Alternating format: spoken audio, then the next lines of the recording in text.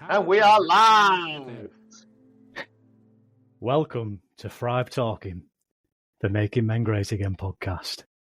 Our new podcast dedicated to bringing you the content and community to help men become men again, to become strong again, masculine again, to become passionate and proud again, and ultimately to become great again.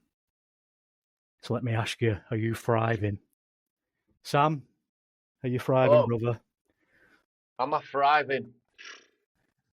I'm up and down this week. I can't lie to you. I know we spoke about a bit of illness running through for both of us, really, which is weird, isn't it? And we both get ill at the same time when we're miles away from each other.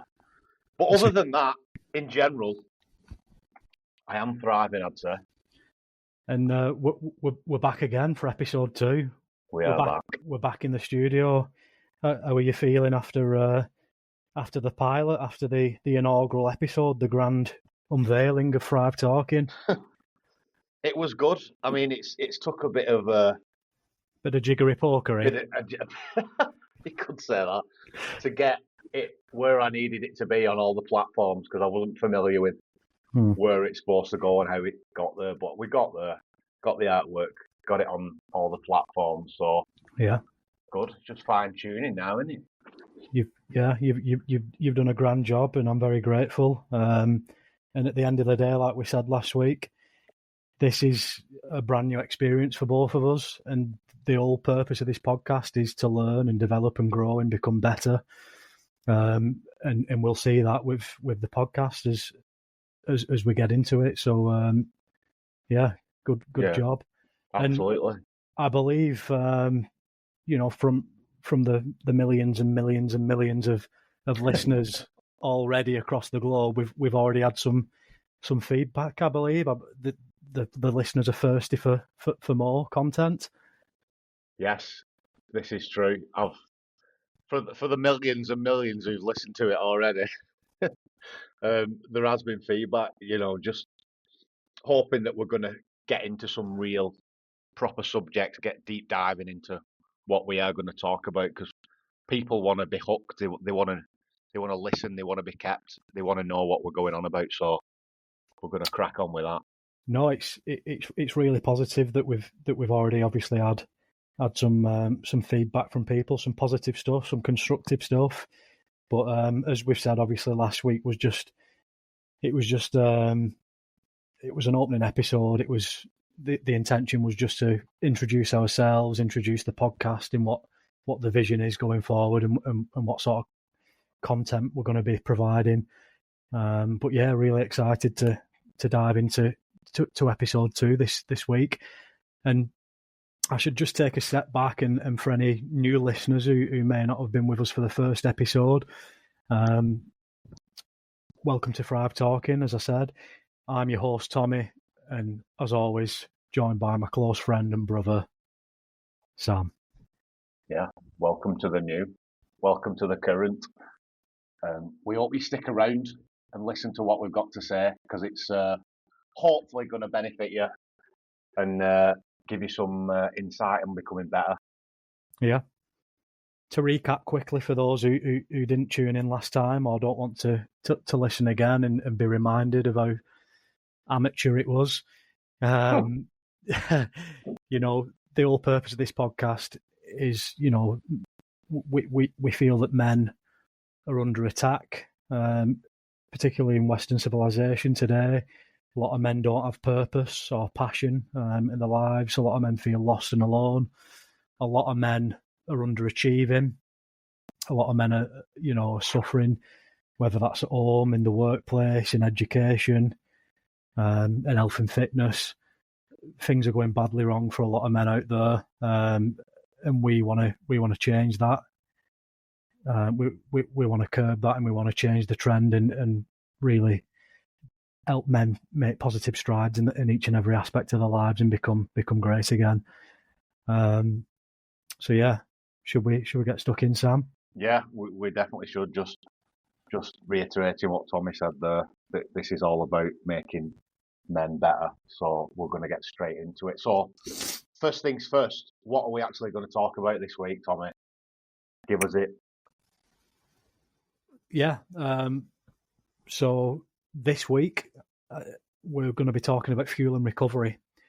So it's the first sort of deep dive into one of the Thrive in 5, one of the 5 integral pillars to achieving greatness and thriving as a man that we spoke about last week, and we introduced those sort of thoughts and beliefs. But before we get into that, Sam, we said that we'll keep each other accountable. So I just want to ask you, have you been doing your training? Yes. No, I have. I've been doing physically. I've been training quite a lot. Is that what you're on about? Have you been taking your vitamins? Yes. And have you been saying your prayers? So, well, I'm not really, as you know, I'm not a religious kind of person, but I do try to think more positively. And the whole gratitude thing is all part of it. It's a work in progress, brother. It is. What about you?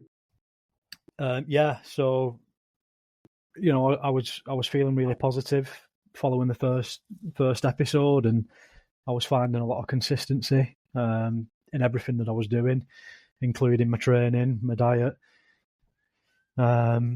But yeah, as we've already spoken about, and I don't want to get bogged down too much on that, I was stricken down with a bit of an illness earlier in the week, and which has obviously delayed the recording of this podcast. Not that the listeners will know because it'll come out on the usual date, but yeah, so just coming through the other side of that now and starting to feel a bit better again. But it's something I was thinking about earlier, really, and it's something that I wanted to share. I think in previous, in years gone by, I would have found a reason not to record the episode tonight because I wasn't at 100%. Yeah. And that really is a weakness, and I think it's something that I've really improved on recently in the last couple of years, and it's just learning to be a bit more resilient and just crack on, and just man up, so to speak, and just get on with things and be a little bit tougher.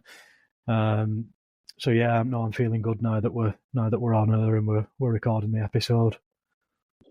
Yeah, it is quite simple. I know when you're feeling a bit under the weather and you get a bout of sickness or whatever, it is easy to sit in bed, be off work, whatever you want to do to make yourself feel better. But I've found, just like you, no matter how crap you feel, if you just push that little bit further, give your body that food, what it needs at the time, you'll get through.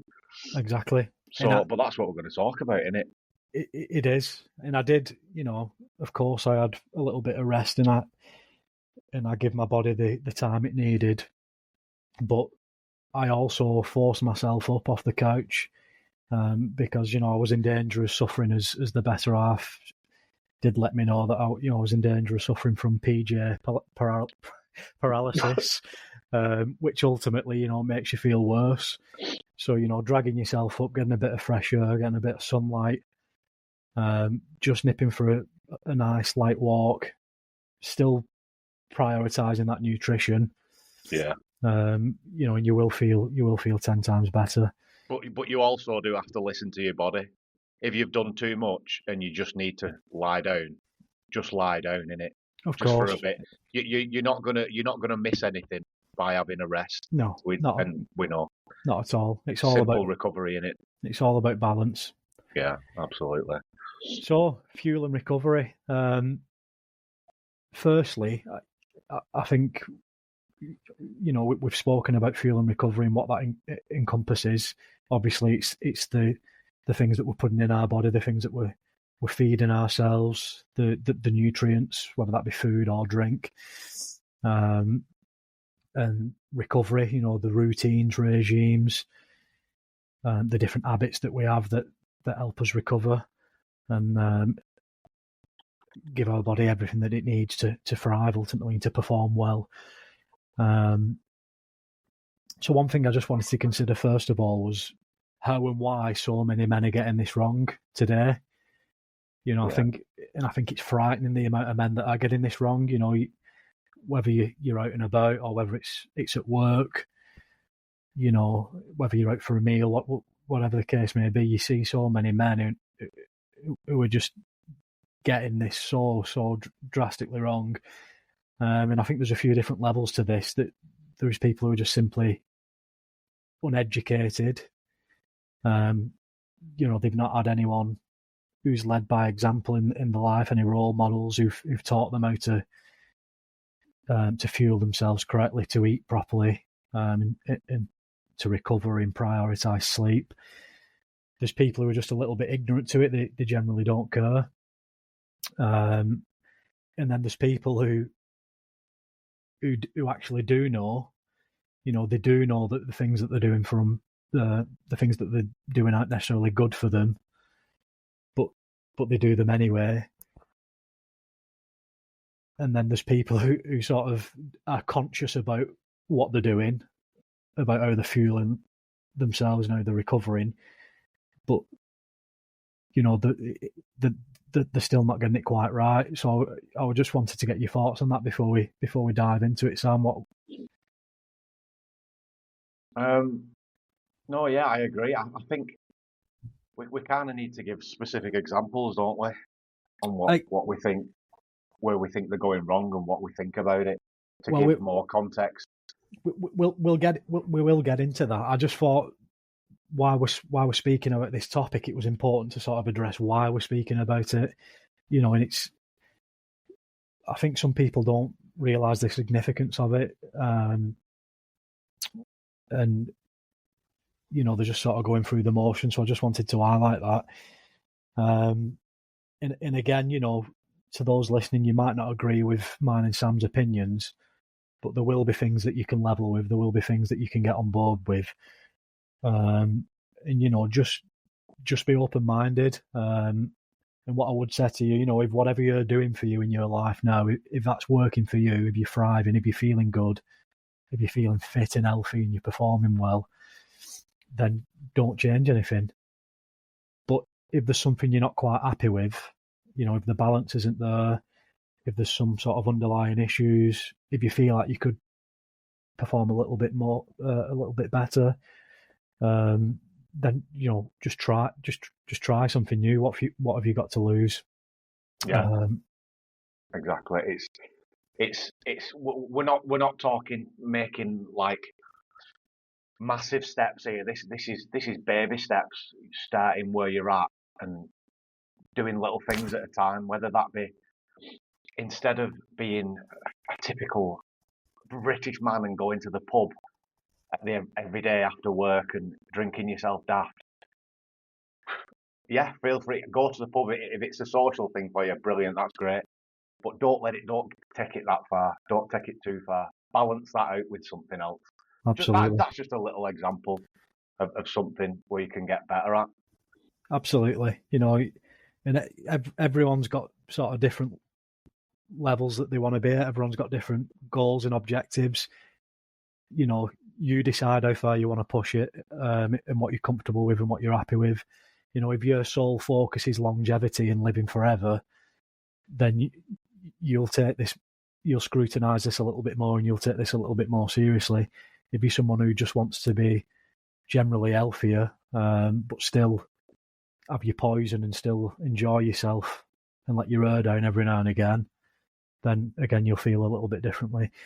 But so we'll get into the bones of it then, Sam. Diet. So whether if you're someone who's conscious about your diet, whether you're a vegan, a pescatarian, a vegetarian, a carnivore, an omnivore, a paleo, a caveman, if you follow any of these sort of diets, if you're someone who's conscious about what you're eating because you want to be healthy and you want to do something good for your body and ultimately your mind, I think there's something that we can all agree on, whichever camp you sit in there, and that is that as human beings we need to focus and prioritize natural whole foods. Yeah. That's the fundamental for me. That's the baseline. Cut out processed foods, cut out refined sugars. Anything that's got more than 3 ingredients in it, anything that's got anything in any way, shape or form that's artificial in it, cut that out. If you start there, you're already moving in the right direction. Thoughts on that, Sam? Yeah? Yeah, definitely. This is something, the whole food, single ingredient foods, like you said, less than 3 ingredient foods, I think has taken off in the past few years, especially on social media. You'll see loads of influencers and just normal people go into the supermarket, picking up a piece of whatever and going, look at all the ingredients in this, look at the oils, Yeah. all the preservatives, all the shite that's in it. And, we are in somewhat, we agree with that. And, it's not breaking any new ground there. It's very, very simple. Just eat simple ingredients because that's what the body needs. The body wasn't designed to be digesting fucking wine gums and, all these oils, rapeseed oil, palm oil, all that stuff. It's just, It's we not shouldn't food. be, we It's shouldn't, not it's food. not food. That's it. It's not food. And, we know from experience that if you eat a bag of sweets, you're going to feel absolutely terrible after that because that sugar's going to hit you and then it's going to drop at some point, and that drop is going to make you feel, oh, well, you know what it's like. It's going to make you feel horrible. Yeah, you're going to be bloated. You're going to have digestive problems. You're going to feel lethargic. You're going to have, you're going to lose mental clarity. You're going to have brain fog. It's just going to really mess you up in a whole host of ways. So, Sam, we'll continue speaking about this, but just for sort of my benefit and for the listeners as well, just to help them understand where we're at currently and why we think the way that we do and why we believe in the diet that we do. Tell us a little bit about your sort of your experience with food and drink to date. So when did you first sort of consciously think about food in terms of being specific about what you're putting in your body? Yeah, I think as we've just said about the whole foods thing, that's what I'm aiming for, and it's been like that, I'd say, for a few years now. Sorry, Sam. Just before that. Before that, though, when did you? Whether it's something that you completely disagree with now, something that you've evolved from significantly. Like, when was the first time that you sort of significantly thought about food? And you was very specific in the choices that you made for whatever reason, and that just shows a little bit of about that journey to where you are now.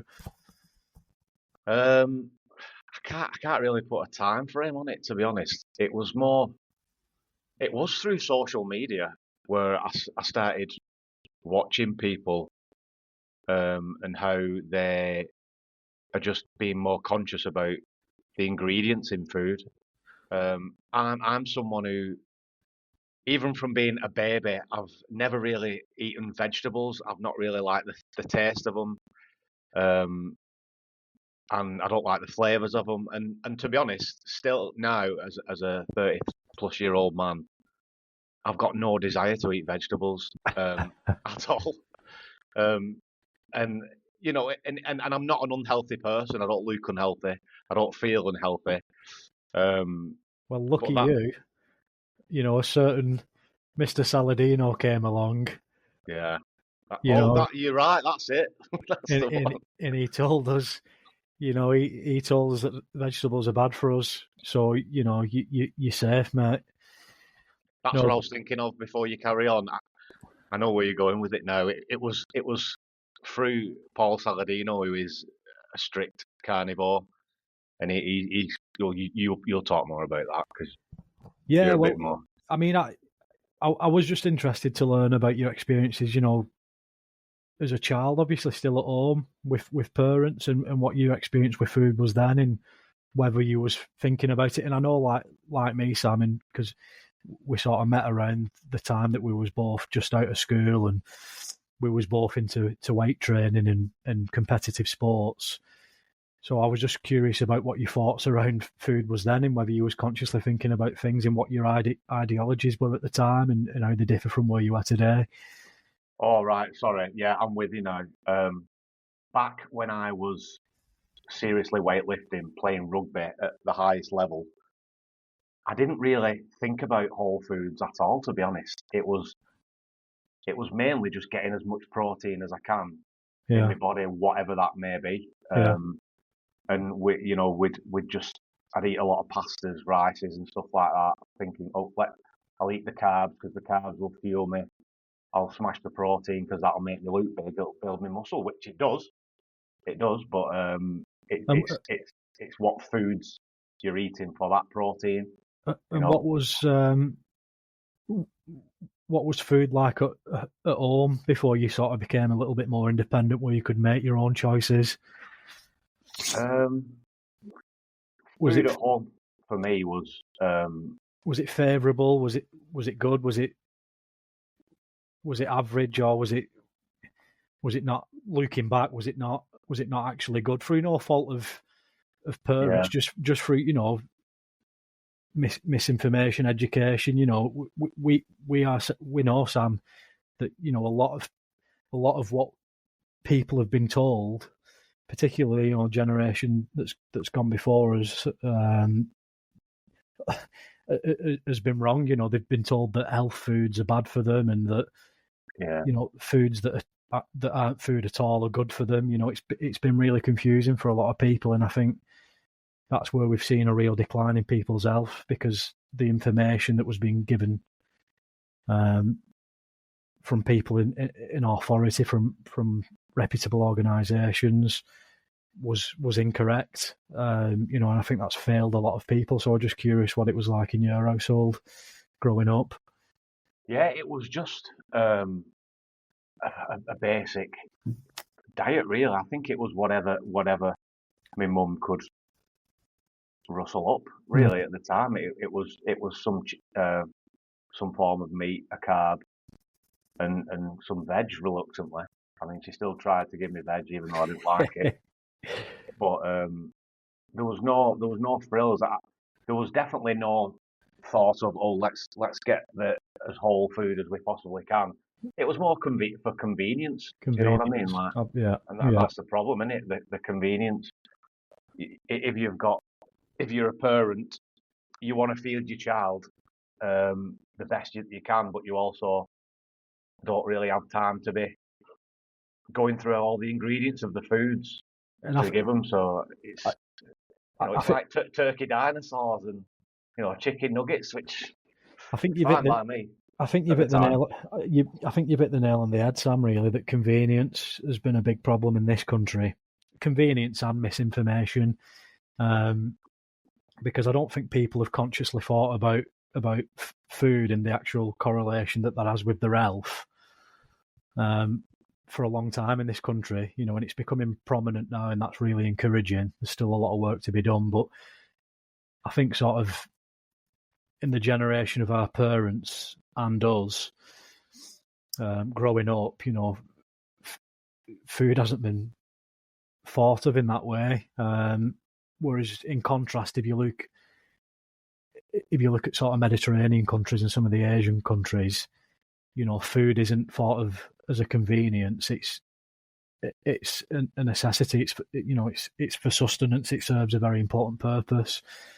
So yeah, that's really interesting. And so you obviously spoken a little bit about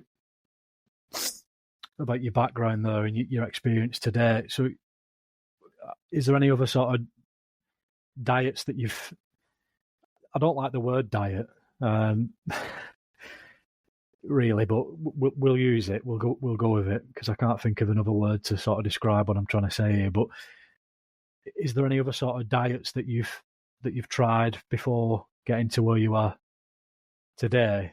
And have they worked for you or have they not? I'll be honest with you. I hear what you're saying because you don't want to use the word diet, do you? Really, because throughout my life up until now, I've never consciously thought, "Oh, I'm on a diet now. I'm eating this kind of food," because I've never thought that way. I've just thought Well, I'll I, eat. the reason I don't like diet is people think that you're doing something, it's often associated with losing weight, or achieving a certain objective. But I think for us, it's not a diet. It's a lifestyle. It should be it should be normal. Yeah, Eating junk food, eating shite, and filling your body full of crap should not be considered normal. But when we eat well and we prioritize food, that's where quotes a diet. It's stupidity to me. That should be considered the norm to prioritize natural whole foods to benefit your health, to help you perform well and to feel good. That should be considered the norm, not eating junk. But we'll not get bogged down on that, Sam. yeah. Well, I get it. I better ask you the same question. What's it been like for you growing up? And well, sort of growing up, obviously, as a child, you don't really consciously think about food and the impact that it has on you. But I was quite fortunate that my mum always did home cooked food, and it tended to consist of sort of natural foods, and she'd sort of rustle up whatever with the ingredients she had available to her. And sort of the first time that I sort of thought about that consciously really was, I remember, when you're at school and you go to friends' house for tea, and for those who aren't from the northwest of England, from Lancashire like me and Sam, tea is dinner. It's a great debate. Or your evening meal, but to us in Lancashire, that's tea. So you go to a friend's house for tea, and I remember going to a friend's house for tea, and I just couldn't eat what was being served up to me. It was just complete and utter garbage. It was microwave meals, ready meals, takeaway food, just junk food, and it was just completely alien to me, and I really struggled with it. And on the flip side of that, I remember friends coming to have tea at my house and sort of being amazed that there was being served like a hearty, home cooked meal. And and there was one friend in particular who, quite famously, he tried to have his tea at our house every night because he was just served with a pile of junk at home. But so that was the first sort of time that I thought about food, and I sort of realised that not everyone was eating the same sort of foods. But then, very similar to yourself, Sam, like when I got into weightlifting in my sort of mid-teens, it was always about, rather than about quality, it was about quantity. And the macronutrients, the amount of protein, carbs, and fat that I was getting in. And quite often it was just getting as much protein and carbs down because I wanted to put muscle on and to increase my size and strength. So very similar to you in that way. And then sort of as you advance in years a little bit and you get a little bit more experience, and you might watch a couple of videos on YouTube, read a couple of books, because I've always been interested in sort of learning about health and well-being, whether that's diet or training.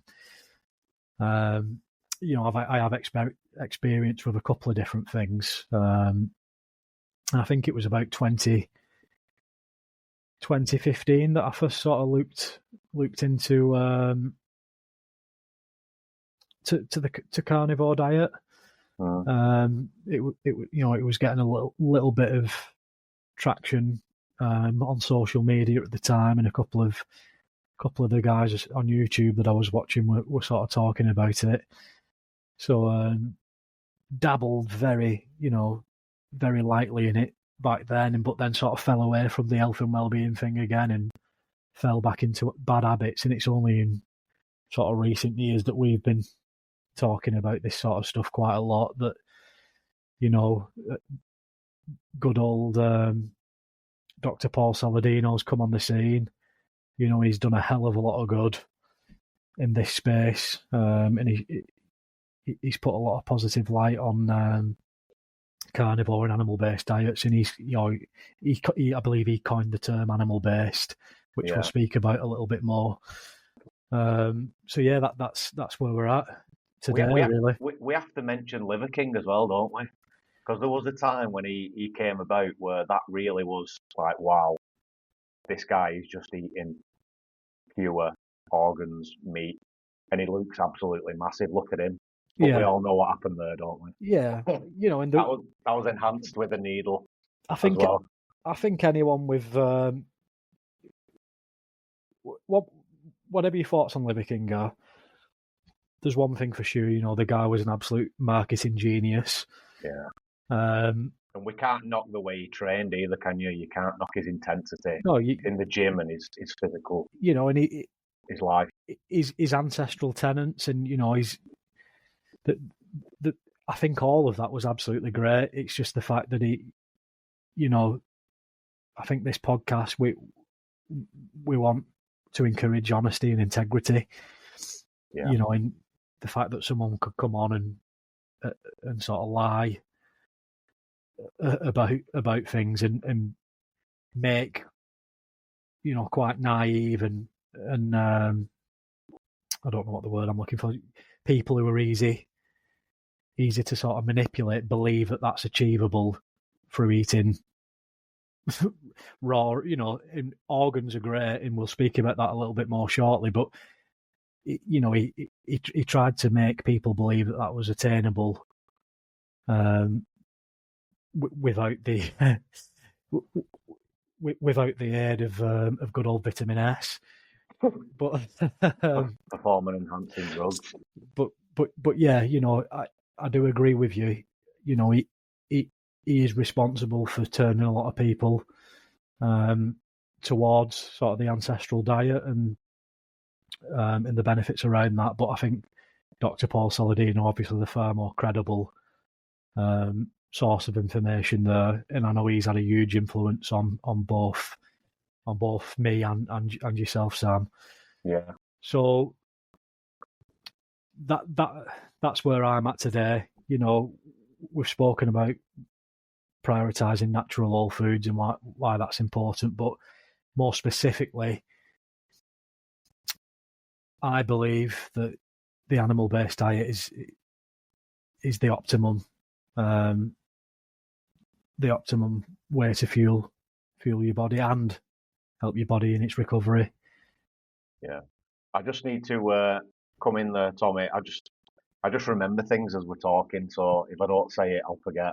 That's okay. It's just about when we mentioned about growing up and what we was eating, and I recall when you mentioned about the ready meals and fast food and things like that. Yeah. As a child growing up, my mum and dad never give me a ready meal. We never went to McDonald's. We never had KFC. Nothing like that. That was usually a treat by a grandparent at the time, and I always thought it's not actually that good. This, and what really stuck in my mind there when I thought about that is, as I've grown up and I've lived on my own from being in my early 20s, it's carried on. I don't have ready meals. I don't go to McDonald's. I don't have any fast food. And what I was thinking for like parents out there, new parents, and parents going through a difficult time and stuff with the kids, like don't give in to your kids' needs of wanting easy food, wanting sweets, crisps.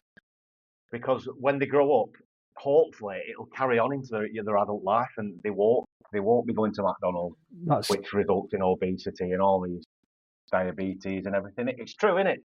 that's It's that's simple. no, it's an absolutely fantastic point, Sam. You know, like you've said, to all the parents out there, don't take the easy road.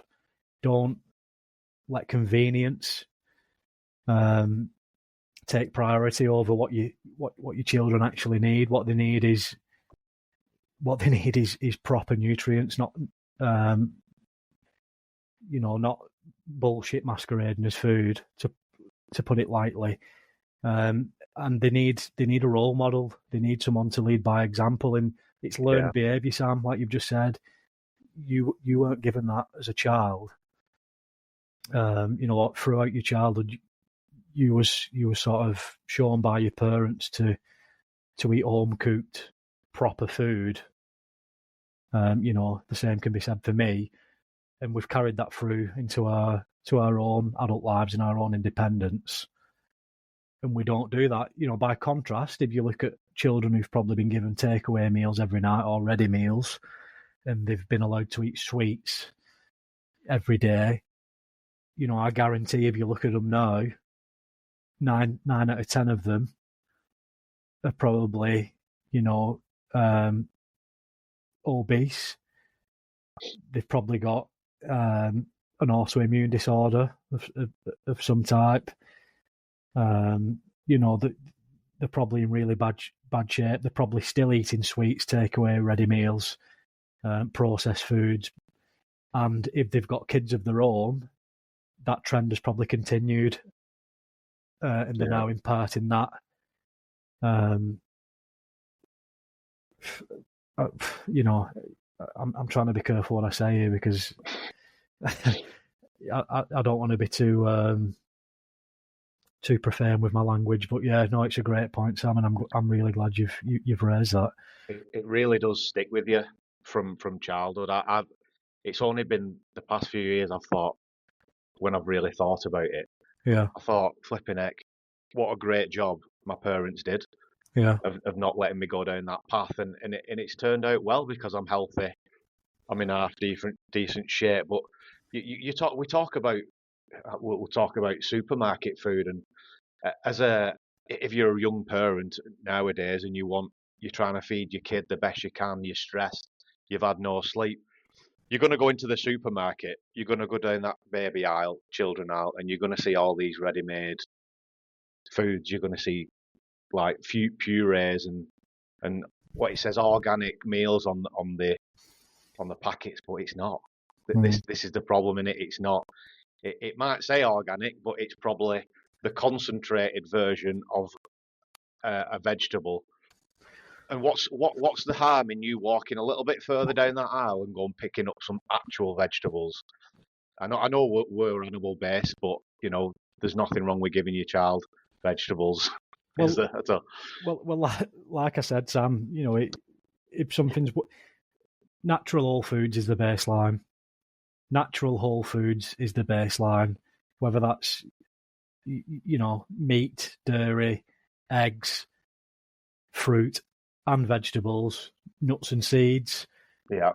As long as it's whole, natural foods, you're sort of at a good starting point there.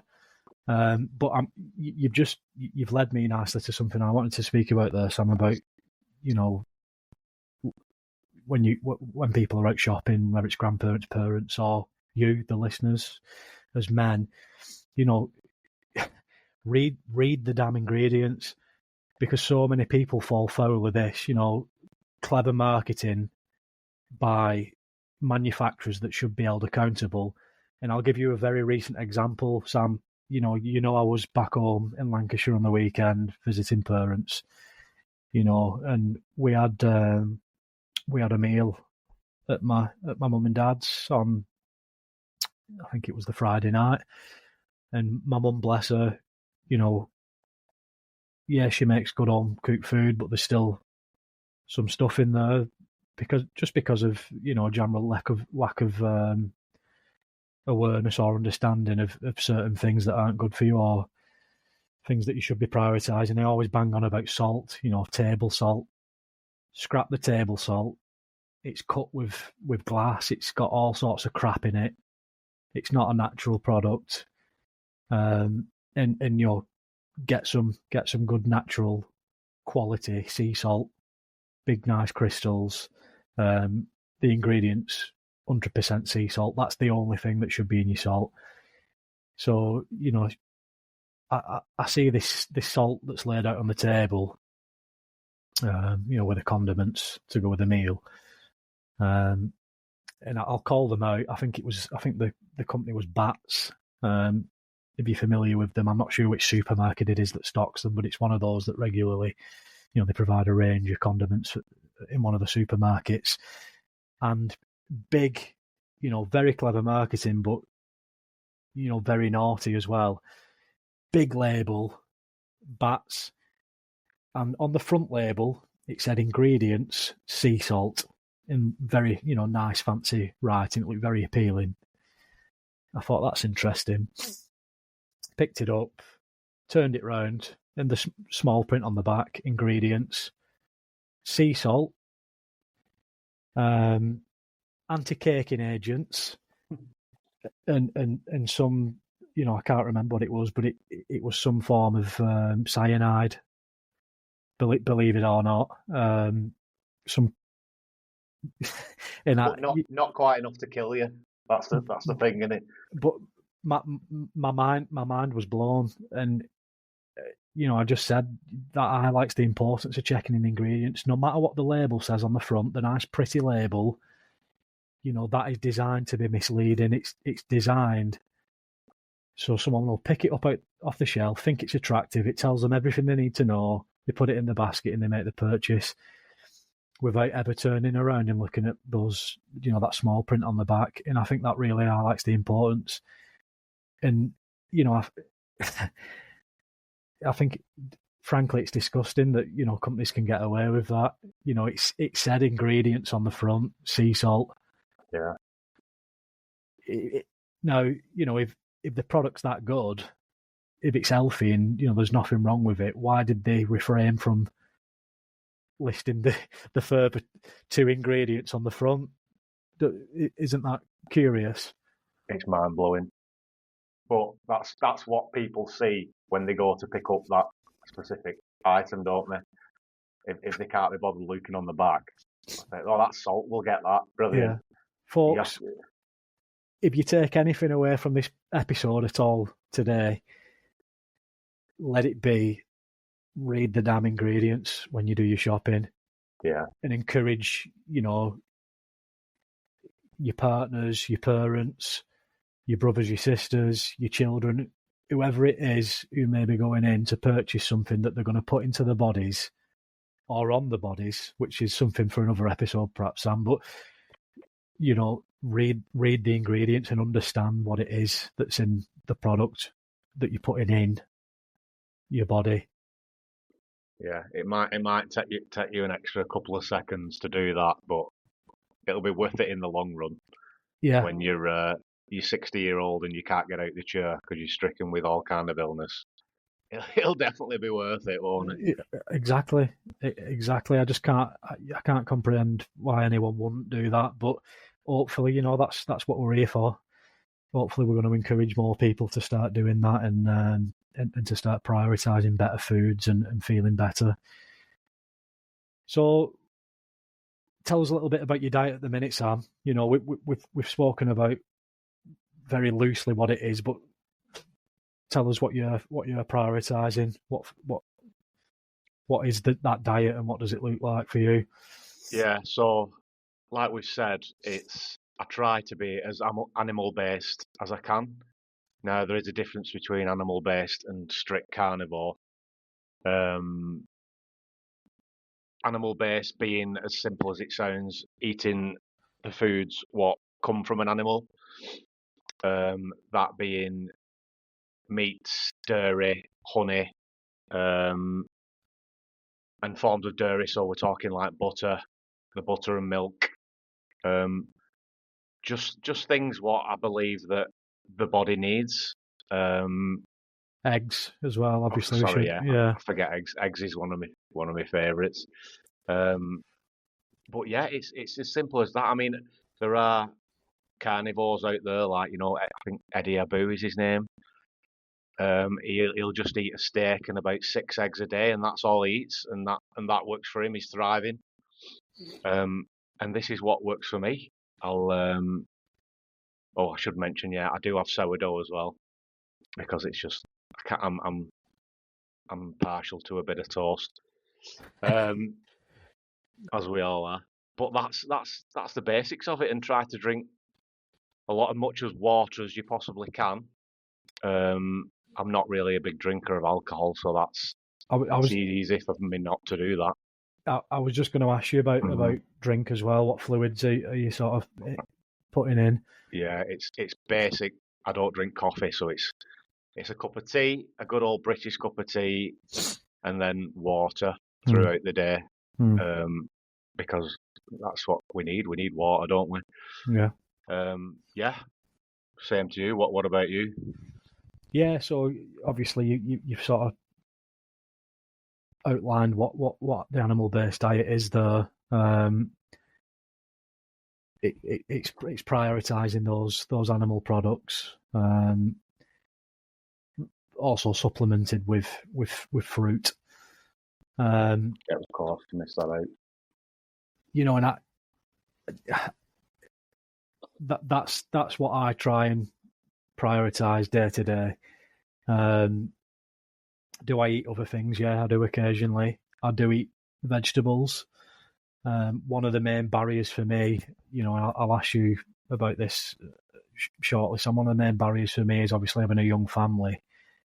I don't live alone, so you've got to think about what other people want to eat. Money isn't unlimited. If it was, I would eat a 16-ounce ribeye steak every single evening.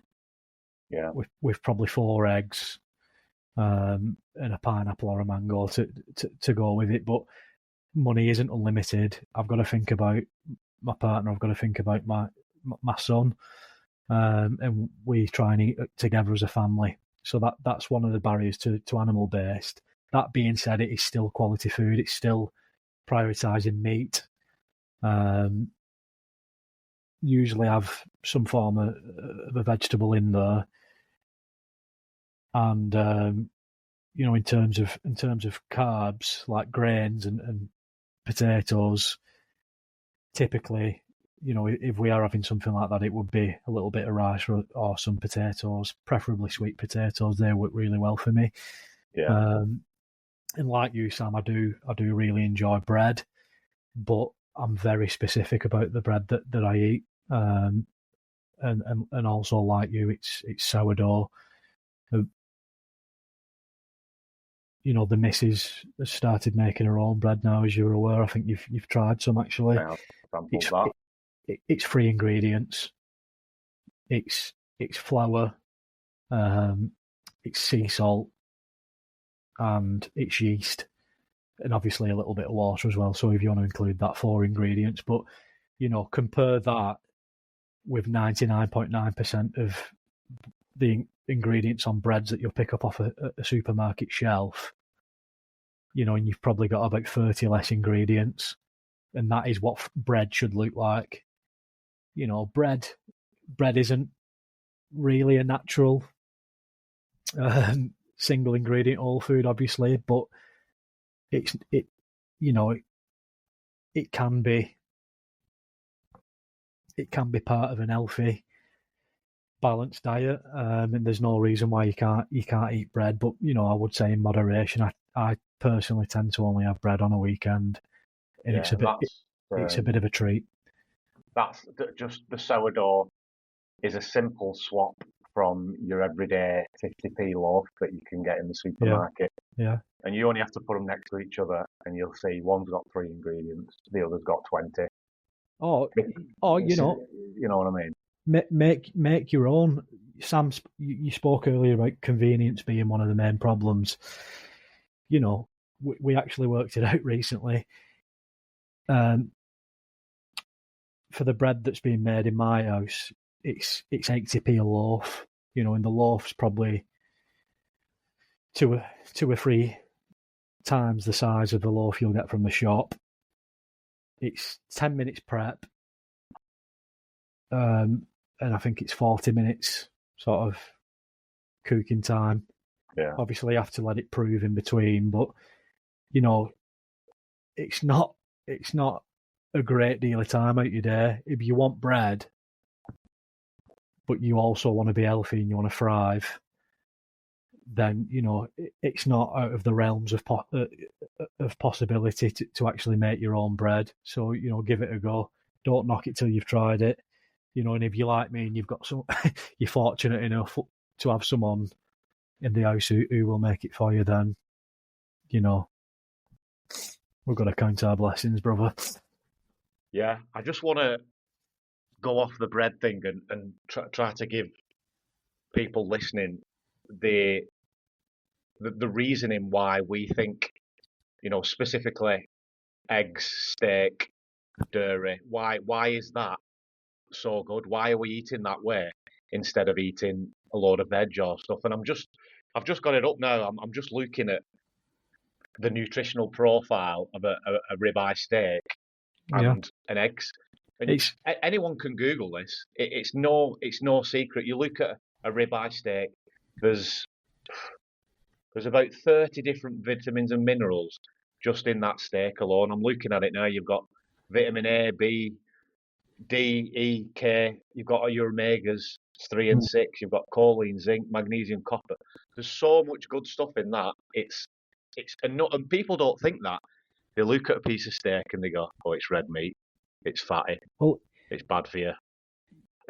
You know what I mean?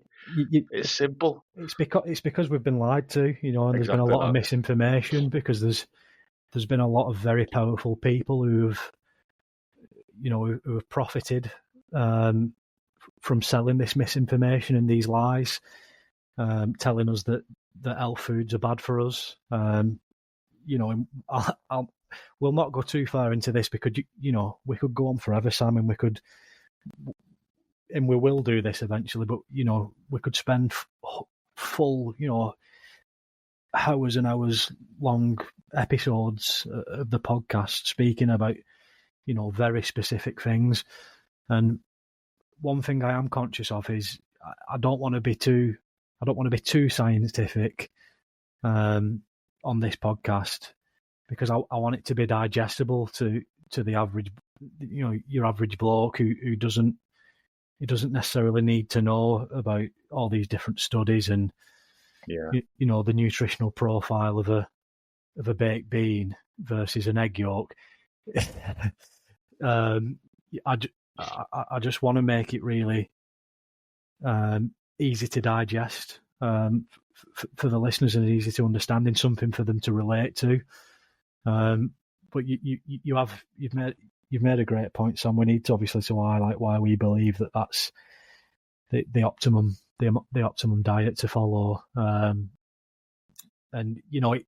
it boils down to the fact that you are what you eat. I truly believe that, and it's the bioavailability of the nutrients as well. So if you think about a cow that's out, it's a living, breathing thing. It's an organism, and you compare that with something that's, plants are living things, but you think of like a grain growing in a field that's lifeless, that it's not actually serving a purpose. Like, obviously, the cow is going to have it's going to be more nutrient rich. It's going to be more beneficial to you to put in your body. It's just obvious. Yeah, it's simple, and I'm just based off pure experience from eating this animal based for a year or so now. I do eat a lot of eggs, and eggs, again, you said we don't want to go in the nutritional profile, but it's just good to mention that eggs are simply a superfood in the purest term. Of course they are. You know, it comes out of a chicken, you crack it, and then you're eating it. There's no more purer food than that, and it's full of everything that you need. Again, with all the vitamins, minerals, He, it's brilliant. he is, well, I mean, Sam, you know, at the end of the day, life comes from an egg. Yeah, You know, literally. Yeah, an egg it creates life. Obviously, you know, that is incredibly good. It's full of goodness. You know, it's one of the richest sources of nutrition on the planet. Now, here's a question for you. It's just a little bit of fun, but it's also interesting. Which part of the egg does the chicken come from? I'll say the yolk. No, incorrect. You know, and most people get that wrong, but the chicken actually comes from the white, and the chick eats the yolk inside the egg to help it grow. There you go. You know, and sort of take those really early stages of the development, so it can break free from the eggshell and become a fully formed chicken, or you know, whatever type of bird it is. So I mean, you know, while it's a bit of fun, I think it highlights how nutrient dense that egg yolk is, because that's another thing. You know, when I was sort of first interested in bodybuilding and getting into weightlifting, a lot of people spoke about eating the egg whites but throwing the egg yolk because it had, you know, it had fat in it and all the protein was in the white. Frankly, that's a load of bullshit. You know, the egg yolk is just so good. It's so full of nutrients. You know, folate, the omega 3s. You know, all the good stuff that you've already mentioned, Sam. You know, what an incredible food. If you're not eating eggs in your life right now, then you better start doing. and whether you're a carnivore, whether you're animal based, vegetarian. I mean, we can exclude vegans from this, but even vegetarians, you can eat eggs. Yeah. And you will thrive off eating them eggs. I can tell you. I feel since I've upped my egg game, let's say, it's oh god, it's so good talking about eggs. But it comes with reason because they're just brilliant. You know, I'm very rarely ill, and it's just so weird that we both got ill at the same time. Since eating eggs, you know, I'm not just purely putting it down to eating eggs, but it's a big factor in why you're so healthy. Eggs are incredible, and again, it's eggs. Another food that's been demonized. Because of the fats in it. Been cholesterol, but you know, again, we'll speak about this in more detail in future episodes, because you know, these episodes are coming thick and fast. They're coming every week. We'll speak about, you know, 100 different subjects, and before we know it, we'll be back onto food and diet and nutrition. You know, and we'll be able to be a little bit more specific about what we're talking about.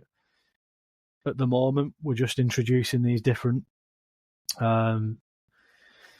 sort of topics and speaking about the fundamentals and the baseline, and giving people just a little nugget of advice that can get them on the right path and moving in the right direction, so they can start to thrive and feel better. But no, it's good talking about this stuff, Sam. You know, hopefully people can hear how passionate we are about it, and sort of we've gone down a bit of a rabbit hole there, but that's fine.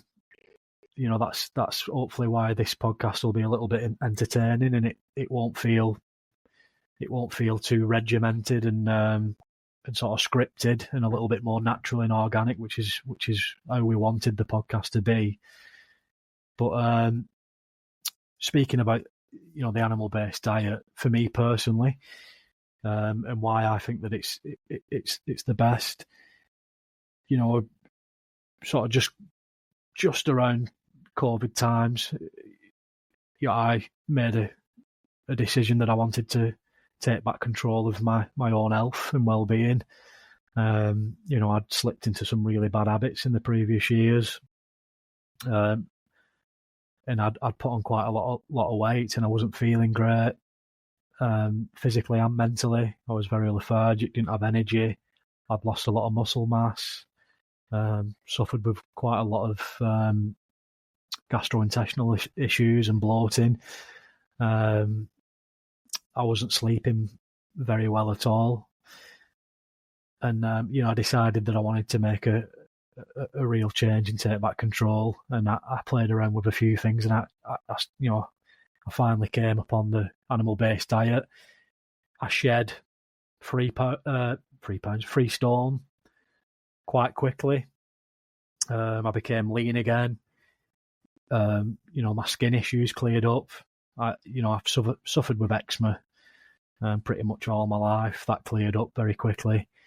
Even my vision started to improve again. And, for those who might know me, I do have an eye condition that's given me some problems with my vision over the past sort of decade or so. But, I have seen improvements there. My sleep's better. Increased libido, which I'm sure, this is a podcast for men. All men, should have a fantastic libido. There's no reason why not, especially young men. It's just been so positive for me in my life. Even to my hair, the health of my hair, Sam. We sort of quite regularly poke fun at each other about our receding hairlines, and don't get me upset. And I do think I was seeing a negative trend there, but I do think that it has had a positive impact on that as well. And my hair's become healthier again. So skin, hair, loss of bloating's gone completely. No issues with digestion. Energetic again. Sleeping well. Improved recovery after training and exercise. Fitness has increased. Mood, second to none. Feeling happier than ever. Feeling really positive. And, as we spoke about last week, when there is them blips and when, we find ourselves in difficult situations, it's recovering quickly from them and bouncing back. And I put it down to the diet, Sam. I really do. Yeah, it is. It is quite simple, isn't it, really? And Luke, everything you've just explained there is, I concur, very similar, other than the various things with eczema and stuff like that. But it is, isn't it amazing that all that can be achieved just by what you put in your mouth? Incredible. It's unbelievable. Incredible. And I mean food, obviously. So I feel the same, and my hairline is probably never going to be the same again without some surgical intervention, but it does feel better. My skin feels better. Energy is through the roof, and when you say that, you never hear anyone who's started animal based or carnivore. No one's ever had a bad thing to say about it. No one's like, oh, I feel really shit after that. They're all like, I'm thriving. I've got loads of energy. I feel good. I look good, and that's what we want. This is why we're doing this is thriving. This is Thrive talking. This is why we're doing it. How's the libido though, Sam? Is it? Yeah, the libido is better than it's ever been. No, unused.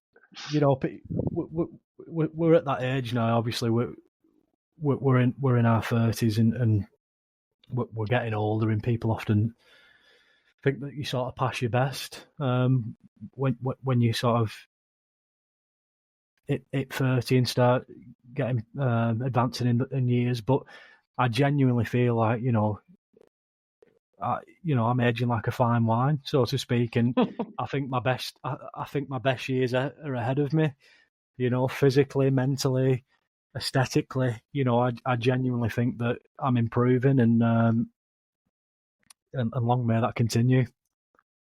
In the words of Big Lenny Persons, we're 18 forever.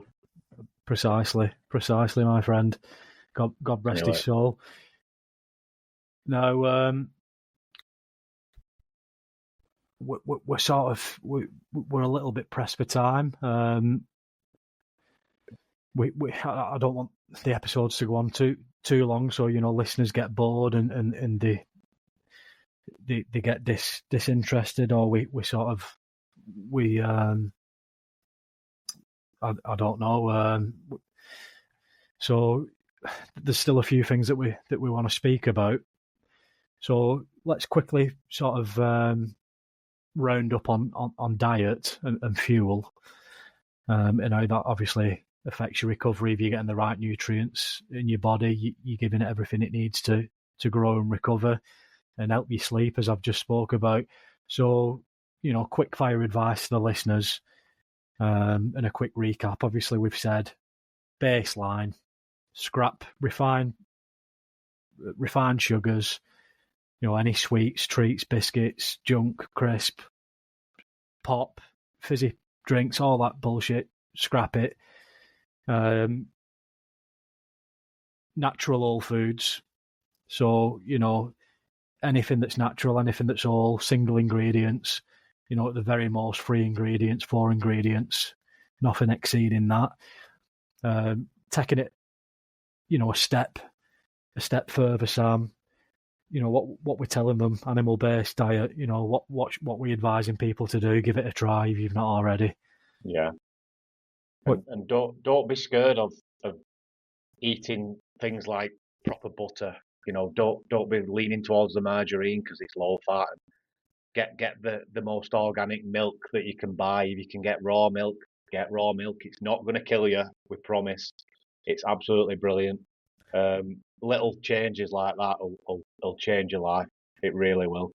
Yeah. So meat,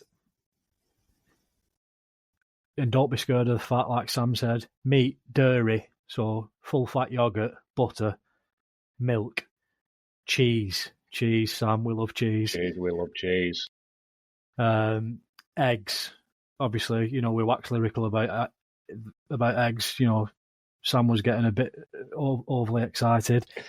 I do. Honey, we've not spoken much about honey. We're both massive fans of honey, Sam. Make sure your honey's raw, unfiltered, unpasteurised. It's fresh from the hive. It's not been tampered with. And, local, if possible, if you can find a local apiary or a local beekeeper who you can get your honey from, that's great. It really helps with allergies as well, because pollen is different, wherever you are in the world, wherever you are in the country. Pollen is very different, so it will help you with allergies. Speaking from my own experiences there, honey is incredible. There's a reason that, in the Bible, they called Israel the land of milk and honey, because milk and honey, are the 2 most prized foods that you could possibly put in your body. They didn't call it the land of broccoli and Coca-Cola, did they? It's true that. No, they didn't. So, and if you can, sorry, I'll just butt in. If you can get these sort of ingredients, all this, you go to your local farm shops, whatever. Number one, they'll be glad to take your money, because we need to help the farmers more than any. And number 2, it'll be the purest produce that you can get. You're getting it straight from the horse's mouth, so to speak, instead of going through 5 different channels before it hits the supermarket shelf.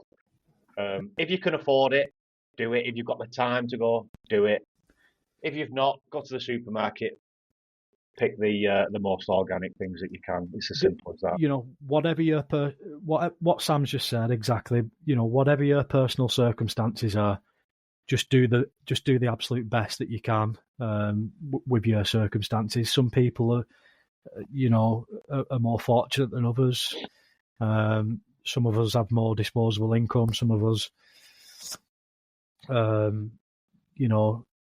are in different places in our lives where we can perhaps spend a little bit more money on certain things. But one thing that I would say is, prioritize your food. You know, if it's coming second to your Netflix subscription, or you know, you bullshit car lease that you've got because you've got to have a flash BMW or a Range Rover rather than, you know, just driving a car that's appropriate to you. You know, your food should not be second best. Sam's mentioned it a few times. I've mentioned it. Don't let convenience be the enemy of good. You know, but just do the best for you, given your circumstances. There's no excuses really. You know, not enough time, not enough money. There's no excuse. You know, there's always a way that you can be better. You know, and it's doable for anyone. Yeah, you've got to remember we've only got one body, we've only got one life. Don't waste that life on material possessions that are going to give you temporary happiness. Putting that good food in your body is going to give you that longevity, more so than a car will, or a 20-gram watch. You know, just look after yourself in the best way you can. Right, Sam. So, you know, time is of the essence. Unfortunately, we don't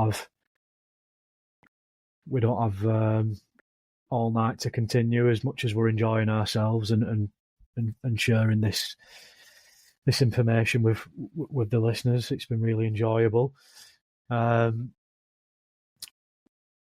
So before we sort of close the episode, there's still a couple of things that I wanted to speak about. Now, we've always said that as part of this journey, you know, making men great again, we wanted to hold each other accountable and keep each other honest, and make sure that we're both doing the best that we can do to keep learning and growing and developing. So I just wanted to ask you, you know, what, you know, relating to the stuff that we've spoken about today, the fuel and recovery, the diet, the stuff that we're putting in our bodies, what do you need to be better at? You know, is there any current barriers that you face and that you need to overcome? And be honest, you know, we've got to be real, got to be honest. And you know, we'll follow up on it in the coming weeks, and we'll make sure we've been sticking to our guns, and we've been making progress. Yeah. Obviously, being totally honest, we spoke about the animal-based diet, and that is how I do eat. But I have got a severe sweet tooth, what I've always had. I will very often, day to day, I will just snack on things that I definitely shouldn't do, which is chocolate, crisp, you know, all the usual bad stuff. But it sometimes comes more out of habit. It comes sometimes out of, I live on my own, sometimes comes out of boredom. Yeah. When I'm driving round for work, I'm just like, oh, I'll just snack on this. Just making, I think, for me, just making little changes instead of snacking on biscuits, cookies, crisp. Just, you know, I'll probably get some more fruit in there instead. Make more of an effort with preparing my meals, and that's all 3 meals: breakfast, lunch, dinner will do. Yeah. Even though it's breakfast, dinner, and tea. And as well, it's just being more strict with my current training plan. Yeah. I am quite strict at the minute in some ways because I'm training for a triathlon, but it's on the days where I can't be bothered. It's getting up and getting out and doing it. That's where I feel I'm need to get to. Yeah. What about you? Yeah. Well, before we come on to me, Sam, you're not getting off lightly, mate. You know, listeners, let's hold Sam accountable. You know, if you know Sam, you know, then keep him honest. If you see him eating something that he shouldn't be eating, call him out. You know, give him a clip round the ear hole if you're so inclined. But you know, we'll pick up on that on future episodes in the podcast, and we'll ask him how he's coming on. my advice to you, Sam, would be, and it's something we've already touched on the podcast, but it's something that I was going to mention to you anyway, because you've sort of referenced to me a couple of times that it's easier for me because I work from home, so I can go down to the kitchen and I can prepare my dinner or my breakfast. I know your job involves you being on the road quite a lot, but even when I was in the office 5 days a week, it was all about preparation. Yeah, and I would just, what I'd say to you is, my advice to you is, as your friend, brother, co-host of the podcast and wanting you to be successful, is, just be a bit more prepared. Do a big batch at the start of the week, or do one at the start of the week and one in the middle of the week. Boil a shed load of eggs. You can take eggs anywhere with you. Get some good quality cheese, just cut it up, put it all in a Tupperware, maybe prepare some burgers. So you're getting your beef in, just box it all up, take it with you on the road, jobs are good one. Yeah. That's what I would do. That's what I did do when I was in the office every day. It is slightly different for me now, the fact that I can just go and prepare a meal, but I actually like to take my my dinner break and go and move for a little bit, because I've got a desk job. I'm either sat or stood at my desk every day. Either way, I'm not mobile. So rather than wasting my dinner break preparing food and eating food, I like to have it prepared ready, so I can then eat it sort of on the job, and then spend that time instead moving and getting some sunlight and fresh air. So that would be my advice to you, Sam. And if I can support you or help you in any way, shape or form, then I will do. Yeah, no, it's true. It's true. I do. It's fail to prepare to fail, Yeah. isn't it? That's the simple motto. I am quite lackadaisical with that, but when I do make my meals, they are very much meat and eggs. Yeah. I buy the produce. I just don't always prepare it to how it should be. So yeah. And and as you've just asked, for me personally, couple of things really. Again, it's consistency. I feel like I'm quite well disciplined, but I let it slip sometimes. If I'm going out for a meal or if I'm going to friends or family, just to be convenient. But I feel like I should be a little bit stronger there and say, actually, I'm not having this dessert that's filled with bullshit, because I'm actually looking after myself, and I'm prioritizing health foods, and just being a little bit more disciplined there and having a little bit more consistency.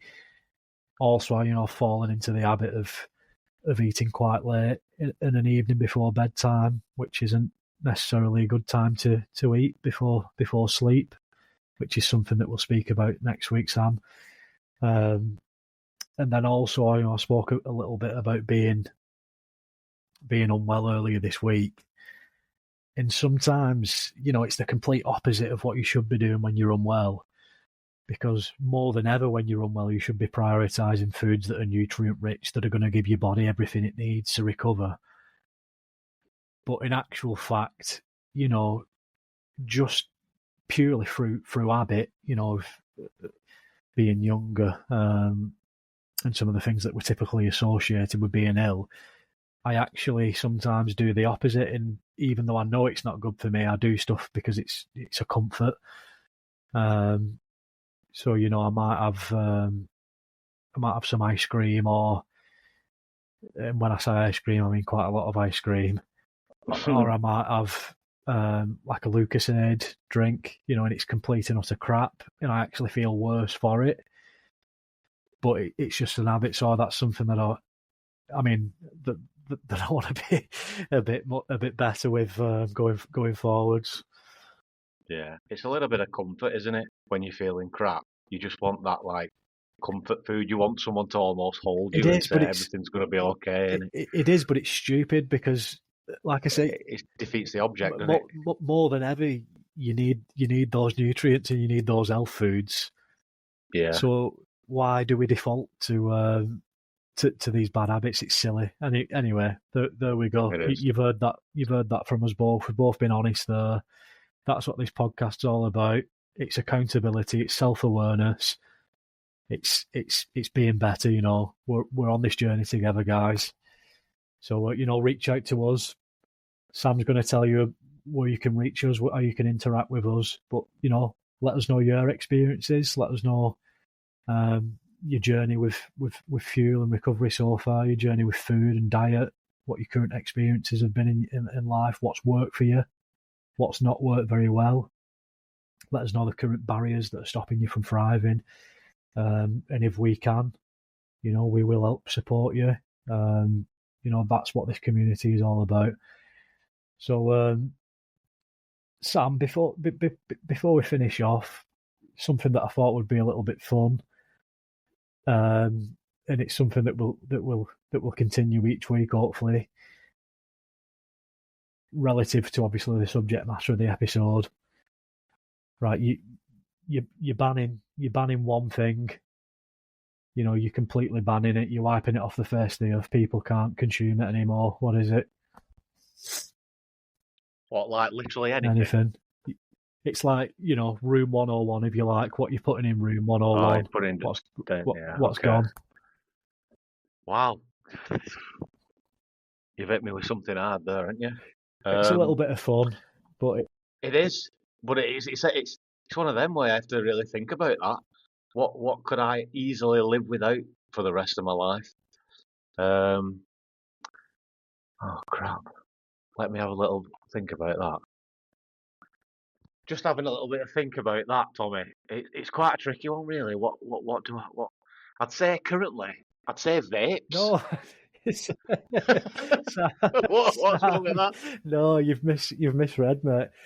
I agree. Listen, I totally agree with you, but don't forget it's specific to what we've spoken about tonight. So something that I knew you might say that stuff that people. But I really don't like vapes. No, listen, I'd put vapes in every week, mate. I really would. But we're talking about stuff that people are eating or putting in their bodies in terms of sort of fuel.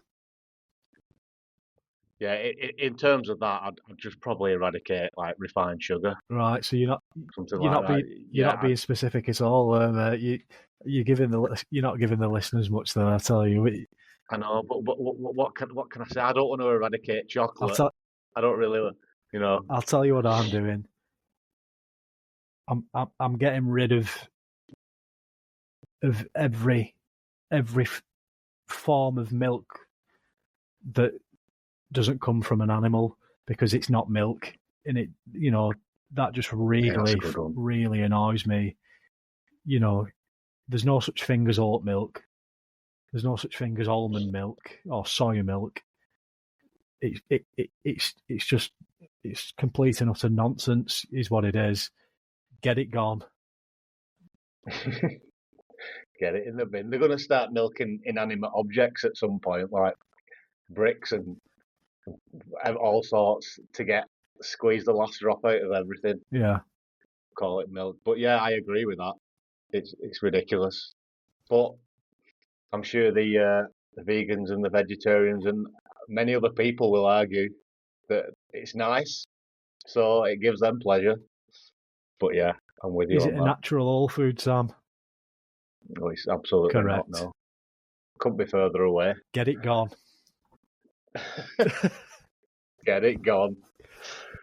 Oh, flip it. Yeah. So I should mention, like Tommy said, about how to get in touch. Now we're on pretty much every platform where you can get a podcast.